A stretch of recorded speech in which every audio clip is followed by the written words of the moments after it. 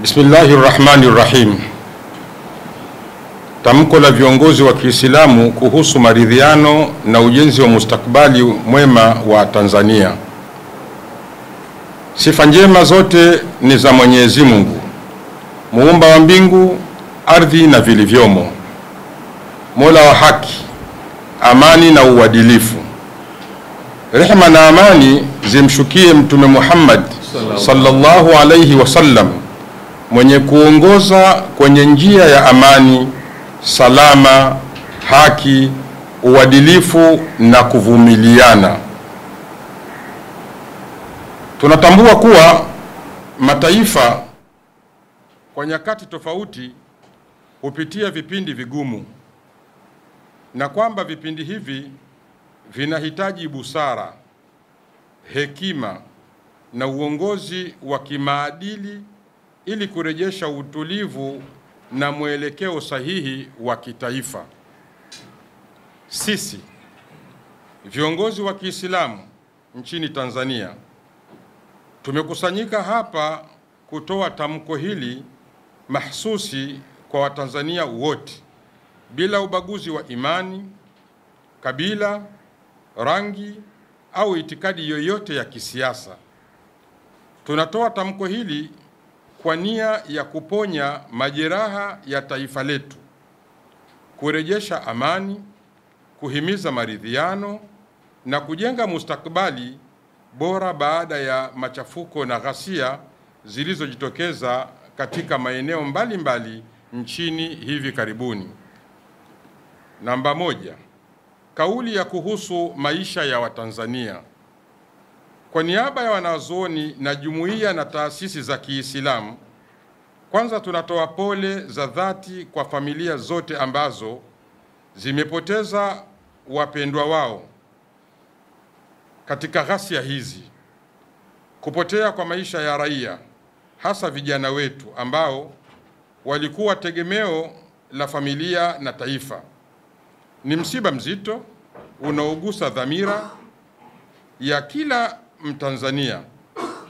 Hatuoni vifo hivi kama takwimu, bali kama uchungu halisi, pengo lisilozibika na maumivu ambayo hayana kipimo katika nyoyo za watu, ndugu na jamii nzima. Mwenyezi Mungu anasema, mwenye kumuua mtu mmoja bila ya mtu huyo kuwa muuaji au bila ya kufanya ufisadi katika ardhi, basi ni kama ameua watu wote, na mwenye kuokoa uhai wa mtu mmoja, basi ni kama ameokoa uhai wa watu wote. Surat Al-Maida, sura ya 5 aya namba 32. Tunatoa pia pole kwa ndugu zetu wote waliojeruhiwa katika matukio haya. Majeraha yao ya mwili na ya nafsi ni kumbukumbu ya maumivu ambayo yanahitaji uponyaji wa kitaifa, huruma na juhudi za pamoja kurejesha tumaini katika jamii. Hali kadhalika, tunatoa pole za dhati kwa ndugu zetu ambao mali zao zimechomwa moto, kuharibiwa au kuibiwa wakati wa matukio haya ya ghasia. Uharibifu huu wa mali, iwe ni nyumba, biashara au rasilimali za kujikimu, ni jeraha kubwa katika maisha ya wananchi, kwani mali ni jasho, ni matumaini na mara nyingi ndiyo uti wa mgongo wa familia husika. Sanjari na hili la uharibifu wa mali, tunatoa pole kwa Rais wa Jamhuri ya Muungano wa Tanzania, Mheshimiwa Samia Suluhu Hassan, mpambanaji wa kuiletea nchi maendeleo, pamoja na serikali yake, kwa uharibifu wa mali za umma uliotokea kwenye vurugu hizi, na tunatoa pole kwa Watanzania ambao kodi zao zilizotumika kujenga mali hizi za umma zimeishia kuharibiwa kwa namna moja au nyingine. Mateso haya ya kimwili, kiuchumi, kiakili na kisaikolojia ni kumbukumbu ya maumivu ambayo yanahitaji juhudi za kitaifa katika kuponya na kujenga upya taifa letu. Tunasisitiza umuhimu wa huruma, usaidizi kwa walioathirika na mshikamano wa kijamii katika kuwarejeshea matumaini na kuwasaidia kusimamia tena baada ya maafa haya. Tunamwomba Mwenyezi Mungu mwingi wa rehema awape subira, utulivu wa nyoyo na nguvu ya kustahamili. Familia zote zilizoguswa na maafa haya tunamwomba pia awapokee kwa mikono yake yenye huruma wale wote waliofariki katika mazingira haya yenye huzuni, na awape waliobaki faraja na unafuu. Amin. Amin. Namba 2. Kuhusu matukio ya ghasia na uharibifu uliojitokeza. Kwa masikitiko makubwa, tunasimama mbele ya taifa letu la Tanzania kuelezea huzuni na uchungu wetu juu ya matukio ya vurugu mbaya yaliyosababisha uharibifu mkubwa wa mali za umma na binafsi, kupotea kwa maisha ya raia, kujeruhiwa kwa watu na kuibuka kwa hofu na mtikisiko wa kijamii. Katika Uislamu tunafahamu kuwa uadilifu ni msingi wa amani na amani ni msingi wa ustawi wa jamii. Tunapoongea juu ya uharibifu wa mali, tunaikumbuka kauli ya Mtume, rehema na amani zimfikie. Mtume, rehema na amani ziwe juu yake, aliulizwa, ewe Mtume wa Mwenyezi Mungu, ni aina gani ya Uislamu iliyo bora zaidi? Akasema, ni Uislamu wa yule ambaye Waislamu wengine wako salama kutokana na ulimi wake na mkono wake. Rejea Sahihi al-Bukhari, hadithi namba 11. Kwa hiyo, tendo lolote linaloleta uharibifu, wizi, vurugu au kupoteza maisha sio tu kosa la kisheria, bali pia ni kosa la kimaadili na dhambi ya kiroho. Tunalaani vikali aina zote za ghasia, wizi, uchomaji wa vituo vya polisi, vituo vya mwendokasi, vituo vya mafuta na uharibifu wa mali zote za umma na za watu binafsi, ikiwemo jaribio la kuangamiza mali mbalimbali, iwe chanzo chake ni hasira za kisiasa, uchochezi wa kidini au mkanganyiko wa taarifa na propaganda. Wito kwa viongozi wa dini zote.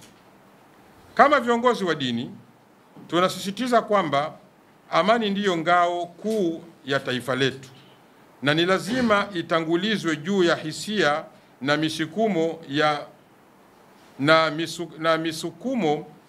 ya muda mfupi na mrefu.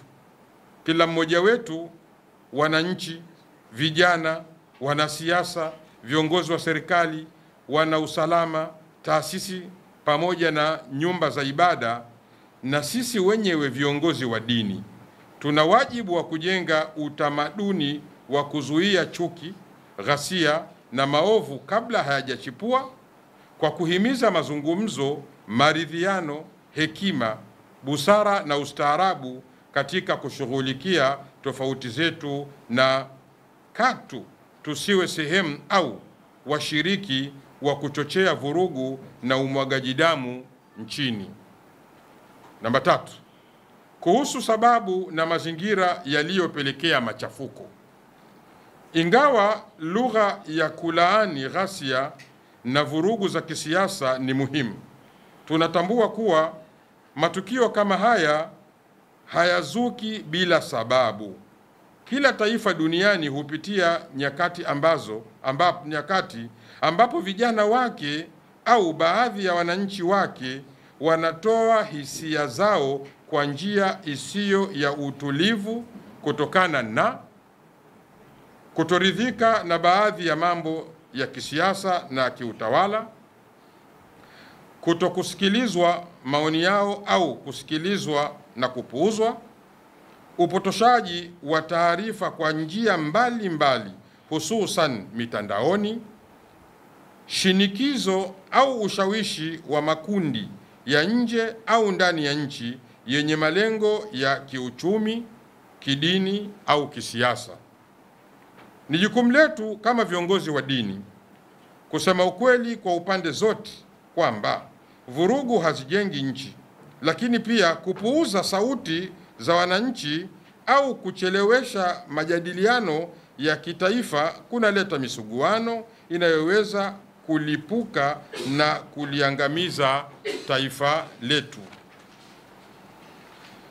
Tunatoa wito kwa serikali kuweka utaratibu wenye uwazi na ustahamilivu wa kusikiliza hoja za wananchi bila vitisho, na inapotokea ghasia kuzishughulikia bila kutumia nguvu zinazozidi kiwango na bila kukwaza misingi ya haki za binadamu.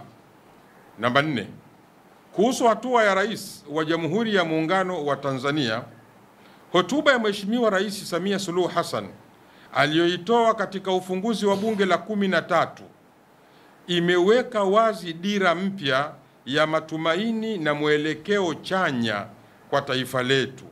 Katika hotuba hiyo, Mheshimiwa Rais ameeleza hatua muhimu zifuatazo: kuunda tume maalumu ya uchunguzi kwa lengo la kuchunguza kwa kina mazingira yaliyopelekea sintofahamu na malalamiko na kuhakikisha ukweli, uwazi na haki vinapatikana bila upendeleo. Kuachiliwa kwa vijana waliokabiliwa na mashtaka mazito, hususan wale waliojikuta wakivutwa na mkumbo wakati wa vurugu bila dhamira ya uhalifu, hatua inayoonyesha huruma, ustahamilivu na dhamira ya kupoza na kuponya majeraha ya wananchi.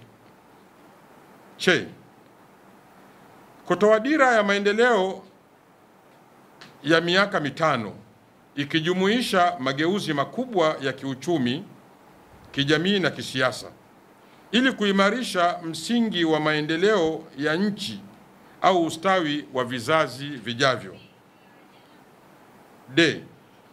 Kuanza kwa mchakato wa marekebisho ya katiba ndani ya siku 100, hatua muhimu inayojibu kilio cha muda mrefu cha Watanzania kuhusu utawala bora, ushirikishwaji, haki na uadilifu katika mifumo ya kiserikali nchini Tanzania.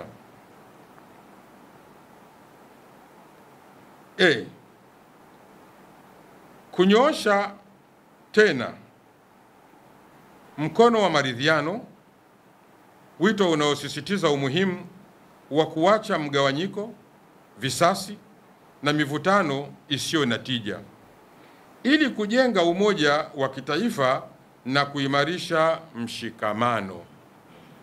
Sisi kama viongozi wa dini ya Kiislamu nchini Tanzania na sehemu ya jamii ya Watanzania tunaunga mkono kikamilifu mwelekeo huu mzima wa busara za hali ya juu na kiuongozi uliotolewa na Mheshimiwa Rais.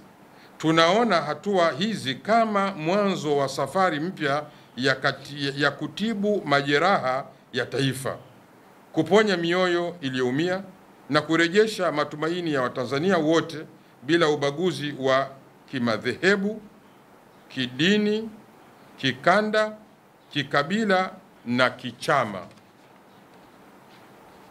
Tunatambua na kuthamini nia njema iliyomo katika hotuba hiyo, nia ya kujenga Tanzania yenye umoja, maridhiano, haki, amani na msingi imara ya utawala bora. Kwa msimamo mmoja, tunasimama pamoja na juhudi hizi tukiamini kuwa ni msingi wa kujenga mustakabali ulio thabiti, wenye maridhiano ya kweli, na manufaa ya kudumu kwa vizazi vijavyo. Kwa hivyo, tunatoa wito kwa taasisi za dini, vyama vya siasa, vijana, wazee, viongozi wa serikali, asasi za kijamii na kila Mtanzania mwenye kutanguliza maslahi ya taifa kuunga mkono kwa dhati mchakato huu wa kitaifa. Ni kweli, kupitia ushirikiano, hekima, mazungumzo na maridhiano ndiyo tutaweza kujenga Tanzania tuliyoikariri, yenye amani, heshima, maendeleo na uadilifu. Tunaunga mkono